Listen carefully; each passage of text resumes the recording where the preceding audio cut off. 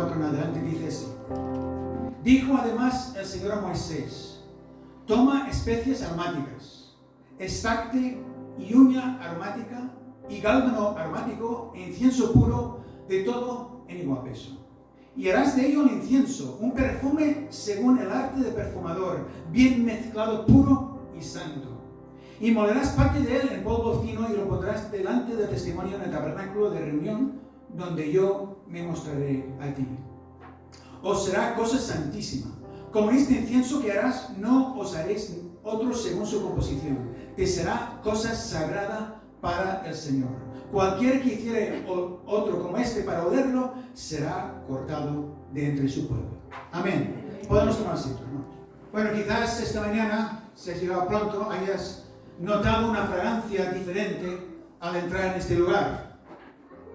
Como decía Manuel, es por el incienso que hemos puesto hoy a manera de ilustración olfativa. Es solo por eso, para poder sentir aquello de lo que vamos a hablar hoy, para que el mensaje nos cale más hondo. Y habréis observado que el aroma del incienso llena toda la estancia, ¿verdad? Fíjate lo pequeñas que son las varitas, y lo poco que han estado puestas, y lo mucho que se nota la fragancia que estas pequeñas varitas desprenden. Porque con solo un poquito de incienso se puede llenar toda una sala muy grande. Ahora bien, por supuesto, el incienso que hemos puesto hoy, que estábamos quemando, aquí no es el mismo que el descrito en el pasaje que nos ocupa hoy. El incienso sagrado, este incienso sagrado descrito en Éxodo, tiene una composición única, un uso santo, como hemos leído, o sea, cosa santísima. Porque el pueblo de Israel tenía una relación especial con Dios, según el pacto establecido por Dios mismo con Moisés y todo el pueblo representado por él. Pero quiero destacar que Dios no le dio esas instrucciones que hemos leído tan precisas a Moisés solo para esa disposición de la ley. Casi todo lo que leemos en el Antiguo Testamento es una especie de sombra de la realidad luminosa que trajo Jesús cuando empezó su ministerio más de 1500 años después de estas instrucciones. Jesús mismo diría en el Sermón del Monte, no penséis que he venido para abrogar la ley o los profetas, no he venido para abrogar, sino para cumplir. Así que vamos a ver cómo Jesús cumple en sentido figurado lo que este incienso que hemos leído tipifica. Y es más, no solo es que este incienso tipificaba a Jesús, sino también tipificaba a todos los que hemos decidido seguir a Jesús. Porque fíjate lo que dice el apóstol Pablo a los Corintios en su segunda epístola. Porque para Dios, dice, nosotros somos grato olor de Cristo en los que se salvan y en los que se pierden. Somos grato olor de Cristo. Así que si este incienso sagrado era una fragancia grata delante de Dios, es precisamente porque tipificaba, en primer lugar, a Cristo, y también tipificaba a aquellos que un día llegaríamos a ser grato olor de Cristo por su gracia. De manera que vamos a considerar este incienso en dos pasos. En primer lugar, consideraremos la composición del incienso, porque ya de por sí es llamativo que este incienso sagrado se componga de 4 especies aromáticas. No hay nada que sea por casualidad en la Biblia. Y el número 4, ¿sabéis lo que representa? El número 4 representa la tierra. Claro, porque la tierra tiene, por ejemplo, 4 estaciones a lo largo del año: invierno, primavera, verano y otoño. Y asimismo podemos hablar de 4 puntos cardinales en la tierra: norte, sur, este y oeste. De manera que 4 representa la tierra. Y este incienso es algo que se debía quemar aquí en la tierra. Y nos está hablando de aquel que vino del cielo a la tierra para realizar su obra redentora aquí, en este lugar. Y que nosotros debemos llenar la tierra con esa fragancia sacrosanta a lo largo y ancho de este planeta. Así que primero consideraremos cada uno de los 4 componentes de este incienso sagrado y luego pasaremos a considerar la quema de este incienso, porque no solo es importante que el incienso tenga los componentes necesarios, sino también que se queme de forma adecuada. Y el primer ingrediente de ese incienso sagrado hemos leído el estacte. Cariño, ¿has comprado estacte para casa? Es una palabra común, ¿verdad? Todo el mundo sabe lo que es estacte. Bueno, yo no. Yo no sabía lo que era estacte. Así que acudí a un diccionario bíblico. El hebreo nataf significa una gota. Una gota. Porque el estacte tiene la forma de una gota de agua. Pero es una resina.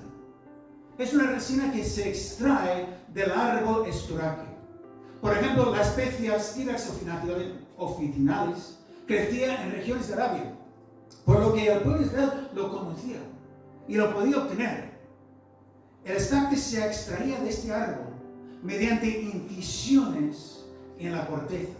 Y de esas incisiones salía esa resina marrón con un aroma dulce y balsámico. Es decir, era necesario realizar un corte en la corteza del árbol esturaque para liberar el estacte. Y esa imagen me resulta familiar. Es la tremenda imagen que describe el apóstol Juan durante la crucifixión de Jesús. Mas cuando llegaron a Jesús, como le dieron ya muerto, no le quebraron las piernas, dice. Pero uno de los soldados le abrió costado con una lanza y al instante salió sangre y agua.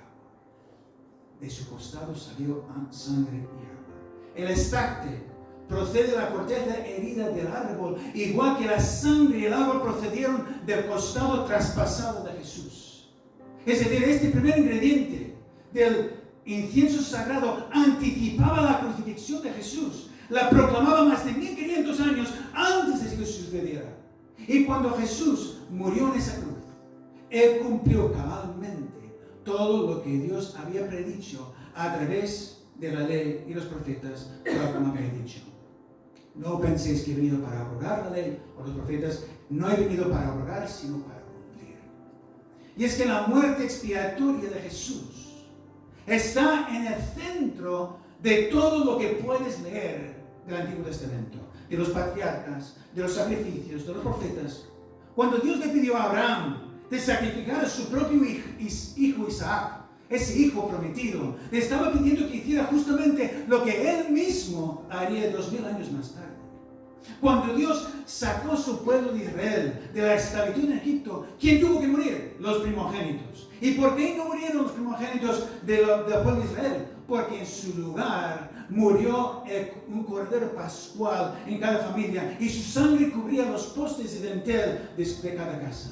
De nuevo, Jesús es el Cordero de Dios que quita el pecado del mundo. El Cordero que murió en tu lugar y en mi lugar. Cuando Dios estableció su pacto con su pueblo en el monte Sinaí, no solo les dio los 10 mandamientos, sino que instituyó toda una serie de sacrificios de animales, sacrificios por el pecado, por la culpa y por muchas cosas más. Todos esos sacrificios apuntaban al sacrificio supremo del Hijo de Dios en la cruz del Calvario. ¿Y qué diremos al profeta Isaías? Despreciado y desechado entre los hombres, varón de dolores, experimentado en quebranto, ciertamente llevó él nuestras enfermedades y sufrió nuestros dolores, y nosotros le tuvimos por azotado, por herido de Dios y abatido, mas él herido fue por nuestras rebeliones, molido por nuestros pecados, el castigo de nuestra paz fue sobre él, y por su llaga fuimos nosotros curados. Al leer esta palabra uno no puede por menos exclamar: Isaías estaba hablando de Jesús. Estaba hablando de Jesús. El domingo pasado nuestro pastor Miguel estuvo hablando acerca de aquellos dos caminantes a Emaús, que sin saberlo caminaron y conversaron con Jesús ya resucitado, ¿os acordáis? Y comenzando desde Moisés y siguiendo por todos los profetas, Jesús les declaraba en todas las escrituras lo que de él decía. Jesús les hablaría a lo mejor de los pasajes que yo he mencionado y de otros muchos, porque el mensaje del sacrificio de Jesús está en el corazón de todas las sagradas escrituras. En el corazón. Porque Dios quiere que sepas. Dios quiere que sepas, quien quiera que me escuche, que Jesús te ama tanto que murió por ti en esa cruz a fin de que tú pudieras tener vida eterna. Y el mensaje del estacte es que Jesús fue traspasado para que su sangre tú pudieras limpiar de todo pecado y para que tú pudieras beber del agua de vida que solo Él te puede dar. Así que mi primera pregunta para ti en esta mañana es: ¿has recibido el perdón de tus pecados? ¿Has bebido de esa agua de salvación? Es la pregunta más importante que te puedo hacer. Porque ese es el punto de partida de la vida cristiana. Es el mensaje central de toda la Biblia. Y es importantísimo que tengas esa seguridad eterna. Y si no estás seguro, pues habla con alguien. Habla con alguien ahora después de esta reunión y oraremos por ti para que puedas empezar tu andadura con el Cristo resucitado, como decía Miguel el año pasado. Pero ahora pasemos a considerar lo que significa el estarte para ti y para mí. Porque fijaros, Jesús también dijo, si alguno quiere venir en pos de mí, niéguese a sí mismo y tome su cruz y sígame. Tome su cruz y sígame. Jesús sufrió la cruz para redimirnos a nosotros, hombres y mujeres pecadores. Pero también Jesús estableció en la cruz un ejemplo para la vida de todo aquel que se considere discípulo de Jesús. Y a manera de explicación de estas palabras, Jesús siguió diciendo, porque todo el que quiera salvar su vida, la perderá. Y todo el que pierda su vida por causa de mí y del Evangelio, la salvará. Parece contradictorio, pero en realidad tiene mucho sentido. Quizás una paráfrasis adecuada sería, todo el que me niegue para salvar su vida, la perderá en la eternidad. Pero todo aquel que acepte las consecuencias negativas de ser mi discípulo, incluyendo la muerte, tendrá vida eterna. La cruz es un símbolo de muerte, una muerte atroz. Y Jesús nos pide a sus discípulos, a todos, que aceptemos la muerte en nuestra vida, en todas sus dimensiones, por causa de Él y de su Evangelio, a fin de poder gozar de vida eterna, verdadera vida. Hay cristianos que hoy en día se están muriendo en ciertas regiones del mundo por profesar su fe en Cristo. Ellos están tomando su cruz en sentido literal y haremos muy bien en orar por ellos cada día para que Dios los fortalezca. Pero permíteme decir que los cristianos en todo el mundo, estamos llamados a morir a ciertas cosas lícitas en nuestra vida si nuestra fe en Cristo lo requiere. Esta mañana veníamos al coche escuchando una canción antigua de Manuel Bonilla. Y no me acuerdo toda la letra, pero creo que empezaba diciendo, no lo que yo quiera, Señor. ¿Quién soy yo para elegir la senda por la que transitar? Mi Padre elegirá el mejor camino para mí. Esa es aquí la cuestión. Dejar que Dios elija nuestro camino. Por ejemplo, imagínate que eres un atleta muy bueno y que podrías llegar a ser muy reconocido por tu rapidez. Pero las competiciones se realizan en domingo y tú por tu fe no quieres correr ese día porque quieres dedicar ese día al Señor. ¿Qué vas a hacer? ¿Morirás a tu ilusión de ganar esa carrera? ¿O correrás igualmente en contra de lo que dicte tu conciencia? Y ese fue el dilema de Eric Liddell en los Juegos Olímpicos de París en 1924. Él era un velocista escocés muy prometedor para ganar los 100 metros lisos, pero las eliminatorias eran en domingo. Así que renunció. Él renunció a correr esa carrera. En su lugar se preparó para la carrera de 400 metros, aunque él no era favorito para esa competición. Aún así, él ganó la medalla de oro y estableció un récord mundial a la vez.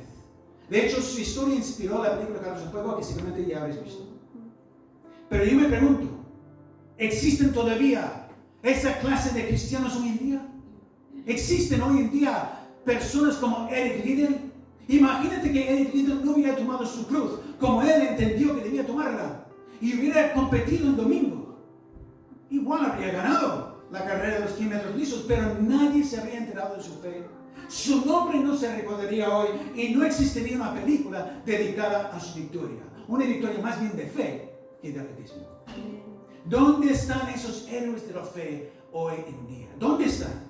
¿Quién está dispuesto hoy a morir a morir a sus proyectos, a morir a sus intereses, a morir a sus sueños por amor del Señor? ¿Quién está dispuesto hoy a confesar su fe cristiana delante de sus compañeros de trabajo, delante de sus amistades familiares, aunque eso suponga su rechazo? ¿Quién está dispuesto hoy a negarse a sí mismo, tomar la cruz de Cristo y abanderarla con orgullo?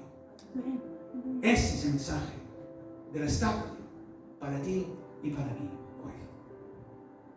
Pasemos a considerar más brevemente el segundo ingrediente de este incienso sagrado, la uña aromática. ¿De qué se trata esta especia? Tampoco lo sabía, por lo que acudí nuevamente al diccionario bíblico. Y se trata del opérculo de un molusco marino llamado strombus. Eso es lo que dice el diccionario. ¿Pero qué es un opérculo? Es lo igual. ¿Qué es un opérculo? Al principio pensaba que se refería a la propia concha de un molusco, pero ya sabes, ese strombus son esas conchas de caracol que pueden llegar a ser muy grandes y que pones el oído para escuchar al mar, ¿verdad? Pero el opérculo no es parte de la concha. El opérculo forma parte del propio molusco y sirve como puerta entre el mundo exterior y el mundo interior de la concha. El opérculo es una placa calcárea con forma de uña, de ahí el nombre, que el molusco utiliza para cerrar la abertura de su concha. No sé si has comido alguna vez alguna caracola de mar. Al sacar la carne de la concha, hay al principio una parte dura, ovalada, que no se puede comer. Eso es el opérculo. Eso es el opérculo. Y cuando se quema el opérculo de strombus, este despide un aroma intenso y especiado, de allí su nombre, uña aromática. Pero ¿por qué Dios quiso que la uña aromática formara parte del incienso sagrado? ¿Por qué? Pues en mi opinión, el opérculo de strombus tiene un claro mensaje de lo que es la santidad. La santidad. Se trata de una puerta que se abre para dejar entrar lo que conviene y que se cierra para protegerse de los enemigos y lo que no conviene. Eso es la santidad. Abrir la puerta a la voluntad de Dios y cerrar la puerta a todo aquello que es pecado, es decir, contrario a la voluntad de Dios. Y Jesús es el único que vivió una vida de perfecta santidad. El único. Como dice el apóstol de la epístola a los hebreos, Jesús es nuestro sumo sacerdote que fue tentado en todo según nuestra semejanza, pero sin pecado. Sin pecado. Además, 2 veces Dios testificó desde el cielo mismo, diciendo: este es mi Hijo amado en quien tengo complacencia. La primera vez fue en el río Jordán, cuando Jesús fue bautizado, y la segunda vez fue en el monte de la transfiguración. De nadie más Dios puede decir que se complace plenamente, porque todos los demás somos pecadores por naturaleza. Sin embargo, una vez que hemos aceptado a Cristo Jesús como Señor y Salvador personal nuestro, el pecado ya no tiene dominio sobre nosotros. El pecado ya no tiene dominio sobre nosotros. Hablando de la esclavitud del pecado, Jesús dice: así que, si el Hijo os libertare, seréis verdaderamente libres. Verdaderamente libres. Un ejemplo de esta realidad es la vida de Chuck Colson. Chuck Colson fue un abogado y asesor político estadounidense que jugó un papel clave en el escándalo Watergate, el caso que llevó a la renuncia del presidente Nixon en el 74. Colson fue condenado a 3 años de prisión por obstrucción a la justicia, por corrupción, vaya. Sin embargo, durante su tiempo en prisión, Colson conoció la verdadera libertad, porque llegó a conocer a Cristo y se convirtió en fiel discípulo de Jesús. Al salir de la cárcel dejó la abogacía y la política y fundó una organización llamada Prison Fellowship, o sea, Fraternidad de Prisioneros, enfocada en la rehabilitación de los presos. También escribió más de 30 libros, incluyendo su autobiografía, Born Again, Nacido de Nuevo, que relata su transformación personal. Asimismo, utilizó sus conocimientos legales para conseguir reformas en el sistema penitenciario y promover la justicia basada en principios cristianos. El Chuck Colson, antes de Watergate, era una persona corrupta, esclavizada por el pecado, pero el Chuck Colson, que salió de la prisión, era un hombre libre para vivir en santidad, cumpliendo la voluntad de Dios en muchas maneras. Porque la santidad, hermanos, no es algo optativo. No es optativo. Es necesario, imprescindible. Es el segundo componente de este incienso sagrado. Pasemos pues a considerar el tercer ingrediente de este incienso, el gálbano aromático.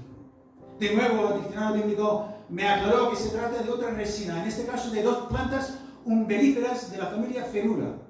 Y resulta que de todos los ingredientes del incienso sagrado, el gálbano es el más intenso, con notas verdes, terrosas y amaderadas. Por tanto, esto me hace pensar en lo impactante que fue la vida de Jesús para todos que lo conocieron y para el mundo entero en general. Jesús trajo sanidad a los enfermos, consuelo a los quebrantados de corazón, perdón a los pecadores y liberación a los oprimidos.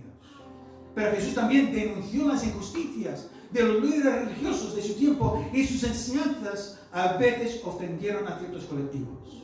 En cualquier caso, Jesús no dejó indiferente a nadie, o lo amaban o lo odiaban. En definitiva, podríamos decir que su vida fue la que tuvo el mayor impacto sobre la sociedad en su tiempo y ese impacto sigue notándose hoy en día. Es la esencia del gálbano aromático, una fragancia tan intensa, tan fuerte, que incluso medimos el tiempo en términos de antes de Cristo y después de Cristo. Pero también tú y yo, como discípulos de Jesús, estamos llamados a ser gálbano aromático, a dejar huella en nuestro entorno, a desprender una fragancia fuerte e intensa que no deje indiferente a nadie. Eso no quiere decir que tengamos que hacer grandes hazañas, ni alcanzar grandes logros. Más bien, es por medio de ser simplemente la persona que Dios quiere que tú seas. Es decir, de cumplir su buena voluntad para tu vida. Como ejemplo, para ilustrar esta verdad, voy a hablaros de una mujer que nació en Londres en el año 1669, la última de 25 hermanos. Difícil creer, ¿eh? Pero es verdad, la última de 25 hermanos. Pero su padre era un pastor puritano y le inculcó en ella una educación sólida con un profundo conocimiento de la Biblia. Ella, al ser tan pequeña, podría pensar que era insignificante. Pero desde joven esta mujer mostró independencia de pensamiento y una gran disciplina. Se casó con un clérigo anglicano y juntos tuvieron 19 hijos. 19 hijos, aunque solo 10 sobrevivieron a la infancia. A pesar de las dificultades económicas y personales, esta mujer se dedicó a educar a sus hijos con un método riguroso, enseñándoles a leer, escribir y estudiar la Biblia desde pequeños. De hecho, su dedicación y su fe marcaron el destino de sus hijos. ¿Sabes cuál es su nombre? Susana Wesley. Susana Wesley fue la madre de John y Charles Wesley, dos hombres que Dios utilizó grandemente en el movimiento metodista que arrasaría al Reino Unido y llegaría a Estados Unidos. Pero Susana simplemente fue una buena madre cristiana. Una madre cuya esencia de gálbano aromático la podemos percibir todavía hoy en día. ¿Por qué? Por vivir conforme a la voluntad de Dios y dejar que Dios impactara la vida de las personas a su alrededor en esa obediencia. Por último, tenemos el cuarto ingrediente de este incienso sagrado, el incienso puro. Incienso puro. Bueno, igualmente, aunque sabía más o menos lo que es incienso, busqué en el diccionario bíblico y me dice que el incienso puro de la antigüedad, llamado olíbano, proviene de la planta Boswellia floribunda y de mayor calidad es de color blanco. Y en este caso no hay ninguna duda de que el incienso es símbolo o tipo de la oración. El rey David escribió en el Salmo 141, suba mi oración delante de ti como incienso. Y por ejemplo, en esa visión que el apóstol Juan tuvo del cielo, tenemos este cuadro. Y cuando el Cordero hubo tomado el libro, los 4 seres vivientes y los 24 ancianos se postraron delante del Cordero. Todos tenían arpas y copas de oro llenas de incienso, que son las oraciones de los santos. Ahí está. De manera que el incienso sagrado está apuntando claramente a una vida de oración. Y en los 4 evangelios encontramos que Jesús siempre buscaba tiempo para estar a solas con su Padre Celestial en oración, como testifica Lucas, por ejemplo. Pero con frecuencia Jesús, se retiraba a lugares solitarios y oraba. Sin importar cuánta actividad tenía, siempre encontraba tiempo para orar, como testifica Mateo. Por ejemplo, después de esa alimentación milagrosa de los 5.000, dice, despedida la multitud, Jesús subió al monte a orar aparte y cuando llegó la noche estaba ahí solo. Y seguidamente Jesús se puso a caminar sobre el agua para socorrer a sus discípulos que estaban teniendo grandes dificultades en medio del mar. Y yo pregunto, si Jesús, siendo el Hijo de Dios, necesitaba esos tiempos de oración a solas con su Padre Celestial, cuánto más simples mortales como tú y yo. Cuánto más. La oración genuina es la clave de una vida victoriosa. Es la clave. El propio hermano del Señor Jacobo dice en su epístola universal, todos lo sabéis, la oración eficaz del justo puede mucho. Elías era hombre sujeto a pasiones semejantes a las nuestras y oró fervientemente para que no lloviese, y no llovió sobre la tierra por 3 años y 6 meses. Y otra vez oró y el cielo dio lluvia y la tierra produjo su fruto. De manera que, si nosotros queremos ser grato olor de Cristo, como dice el apóstol Pablo, la oración debe ocupar un lugar importante en nuestra vida. Bien, podemos decir más de esta composición, de la oración y de todo, pero vamos a pasar, para no alargarnos, a considerar la segunda cuestión, la quema del incienso. Porque esa es la cuestión. El incienso se ha de quemar. Se ha de quemar. Es decir, si no hay fuego, no hay fragancia, ¿verdad? Por mucho que tengas incienso en tu casa, si tú no lo quemas, no se va a desprender la fragancia. ¿Y cuál es ese fuego que sea tan necesario para quemar el incienso sagrado de nuestra vida? Pues está claro, ¿verdad? El Espíritu Santo, sin duda. El día de Pentecostés, cuando la iglesia fue inaugurada, no solo sopló un recio viento en el lugar donde los discípulos estaban reunidos, sino que se les aparecieron lenguas repartidas como de fuego, asentándose sobre cada uno de ellos, y fueron todos llenos de Espíritu Santo. Hermanos, es por la acción. Es por la acción del Espíritu Santo que todo lo que hemos dicho, todo lo que hemos considerado de la composición del incienso sagrado pueda ser una realidad en nuestra vida. Es por el poder del Espíritu Santo que nosotros podemos tomar nuestra cruz y seguir a Jesús, el estacte. Es por el fuego del Espíritu Santo que nosotros podemos purificar nuestras vidas y vivir en santidad, la uña aromática. Es por la luz que desprende el Espíritu Santo que en nuestras vidas pueden causar un impacto en la vida de los demás, el galvano aromático. Y es por la intercesión del Espíritu Santo con gemidos indecibles que la oración nuestra puede llegar al trono de la gracia en el cielo, como el humo asciende del incienso puro. Así pues, sometámonos al fuego del Espíritu Santo. Porque nuestra tendencia natural es de resistir la acción de ese fuego. Sí, no nos gusta, quema. Pero el apóstol Pablo dice a los tesalonicenses, no apaguéis al Espíritu. Es decir, deja que el fuego del Espíritu Santo haga su obra en ti. No es agradable llevar la cruz de Cristo. Y nuestra carne se resiste a padecer voluntariamente ese sufrimiento, pero por eso es importante someter la carne al fuego del Espíritu Santo, por mucho que se queje, a fin de que podamos cumplir la voluntad de Dios para nuestra vida. Asimismo, nuestra carne no quiere que vivamos en santidad, quiere hacer su propia voluntad pecaminosa. Es más, cuando hay un pecado arraigado, la carne crea un nudo, una especie de atadura, difícil de romper. Al menos difícil para el hombre natural. Pero es por el fuego del Espíritu Santo que ese nudo puede quedar deshecho, que puede quedar quemado, y esa cadena rota el pecado. También nuestro testimonio puede ser positivo en nuestro entorno, pero si el fuego del Espíritu Santo no toca los corazones, de nada servirá que les prediquemos día y noche y que debemos nuestras oraciones. Podemos pasar horas en oración, en ayuno, de forma rutinaria, pero si no buscamos el fuego del Espíritu Santo, sería como poner mucha leña y no prender fuego. En el libro llamado El lunes con el viejo pastor, el autor José Luis Navajo explica el testimonio de su pastor cuando llegó al pueblo donde él había de pastorear. El diácono llevaba a la pareja recién llegada en su coche y les mostraba el pueblo antes de llevarlos a su casa, a la casa donde ellos iban a residir. Y en la conversación el diácono les explicaba que ya habían pasado varios pastores por su congregación, algunos buenos y otros malos. Así que el pastor le preguntó directamente, a ver, ¿qué esperáis? ¿Qué esperáis de vuestro pastor? Y el diácono respondió de inmediato, que madrugue nuestro pastor, que se levante temprano para buscar a Dios en oración, para interceder por cada miembro de la congregación y que prepare nuestro alimento espiritual desde temprano. Entonces el pastor se quedó un poco perplejo y le preguntó, ¿pero cómo vas a saber? ¿Cómo vas a saber que vuestro pastor se madruga? Y el diácono le respondió siempre, mira estas casas. ¿Ves que sale humo de la chimenea? Cuando yo voy a trabajo temprano por la mañana, veo quién está levantado y quién no, según el humo en las chimeneas. Así que el pastor tomó buena nota del mensaje del diácono.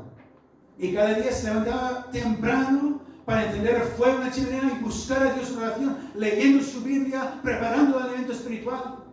Pero llegó un momento en que al encender el fuego en la chimenea, ese pastor ya tenía muchas cosas que hacer. Y en vez de abrir su Biblia, se ponía a consultar su agenda. Bueno, hoy en día sería móvil. Pero era que llegó un día en que había humo en la chimenea, pero sin fuego en el corazón. Esas son las palabras de Navajo. Humo en la chimenea, pero sin fuego en el corazón. Creo que esa es una descripción muy clara de lo que es una persona religiosa. Aparentemente hay fuego, porque se ve el humo, pero eso es apariencia. Así pues, busquemos ser genuinos. Que el fuego del Espíritu Santo, haga su obra purificadora, su obra perfeccionadora en nosotros, por mucho que nos cueste, por mucho que se queje nuestra carne, dejemos que haga su obra. Sin ese fuego, nuestro incienso no se quemará, por más religiosos que nos creamos. Ahora bien, otro aspecto de aquí el incienso no tiene que ver con el cómo, por el fuego, sino con el cuándo. Porque nos podemos preguntar, ¿cuándo se debe quemar ese incienso? Pues la respuesta está en el mismo capítulo que hemos leído al principio, de Éxodo capítulo 30. Y Aarón quemará el incienso aromático sobre el altar. Cada mañana cuando aliste las lámparas lo quemará. Y cuando Aarón enciende las lámparas al anochecer, quemará el incienso. Rito perpetuo delante del Señor por vuestras generaciones. Ahí está. Se debe quemar el incienso cada mañana y cada noche de forma perpetua. Es decir, se debe quemar el incienso las 24 horas del día. Las 24 horas del día. Hay cristianos que lamentablemente creen que con asistir a las reuniones de la iglesia ya han cumplido, ya han hecho lo suficiente. Pero eso no lo dice la Biblia. Estamos llamados a ser cristianos las 24 horas del día, a quemar nuestro incienso en todo momento. El apóstol Pablo dice a los Corintios, si pues coméis o bebéis o hacéis otra cosa, hacedlo todo para la gloria de Dios. Hermanos, no podemos pretender apagar nuestro incienso durante la semana y luego venir el domingo a esperar fuegos artificiales. No podemos, si no hemos estado quemando nuestro incienso durante toda la semana, no pretendamos disfrutar de una fragancia maravillosa el domingo. Tenemos que quemar nuestro incienso en todo momento. En otro libro de José Luis Navajo, llamado La Ciencia de Dios, él dice, he aprendido que estar preparado es importante, saber esperar aún más, pero aprovechar el momento adecuado es la clave de la vida.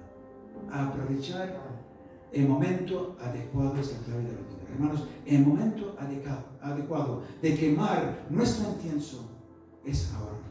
Solo tenemos una vida para vivir antes de ser llamados a la presencia del Señor. Así que aprovechémosla para ser grato olor de Cristo hoy, mañana, pasado y cada día de nuestra vida. Amén. Voy a concluir ya esta mañana destacando que he titulado el mensaje Grata fragancia sin igual. Porque las instrucciones de Dios para su pueblo eran claras. Como este incienso que harás, no os haréis otro según su composición, te será cosa sagrada para el Señor. Es decir, se trata de un incienso único, reservado para su uso exclusivo. El uso exclusivo de los sacerdotes descendientes de Aarón en su adoración y servicio a Dios. Y déjame decirte que tú y yo hemos sido comprados por precio para ser un incienso único, santo, consagrado, para llenar este mundo con una fragancia sin igual que glorifique a Dios y que testifique que Cristo reina en nuestras vidas. Y aunque la composición sea la misma, fijaros, aunque la composición sea la misma para todos por igual, el staff de llevar nuestra cruz, la uña aromática de la santidad, el gálbano aromático penetrante que impacta el mundo y el incienso puro de la oración, sin embargo, tu fragancia es única para Dios y para este mundo, según tus circunstancias personales. Por ejemplo, la fragancia desprendida por George Miller a lo largo de su vida en el siglo XIX tenían notas similares a las de otros héroes de la fe, pero en su caso, ¿sabes? Él ayudó a más de 10.000 niños sin techo en la Inglaterra a tener un hogar y ofreció educación cristiana a más de 120.000 niños. Esa fue parte de la grata fragancia que él desprendió a lo largo de su vida, una fragancia única que glorificaba a Dios y que tuvo un impacto en su entorno. Pero las circunstancias de Richard Wurmbrand, por ejemplo, fueron muy distintas. Este hombre nació en Rumanía, bajo el régimen comunista, y tras su conversión a Cristo dedicó su vida a compartir su fe, incluso en circunstancias extremas. En 1948 fue arrestado por el gobierno rumano debido a su actividad evangelista y pasó, fijaros, 14 años en prisión donde sufrió torturas y aislamiento. Tras su liberación, este hombre escribió varios libros y fundó La Voz de los Mártires, una organización dedicada a apoyar a cristianos perseguidos en todo el mundo. De nuevo, Wurmbrand dejó una grata fragancia con notas similares a las de otros héroes de la fe, pero única según sus circunstancias para Dios y para este mundo. Así que para finalizar, yo quiero preguntarte. Yo te pregunto, ¿cuál es la fragancia de tu incienso? ¿Cuál es la fragancia de tu incienso? ¿Estás aprovechando tus circunstancias personales para ser grato olor de Cristo? Tal como hemos considerado, porque, hermanos, la vida va pasando. La vida va pasando y la varita de nuestro incienso se va gastando.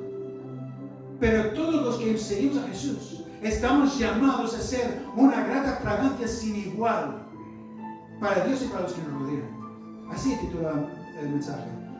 Grata fragancia sin igual. No podemos gastar nuestra vida en aquello que no sea grato olor de Cristo. Tenemos que aprovechar cada momento de nuestra vida y que el fuego del Espíritu Santo produzca siempre en nosotros esta grata fragancia sin igual, para la gloria de Dios, para la extensión de su reino y para la bendición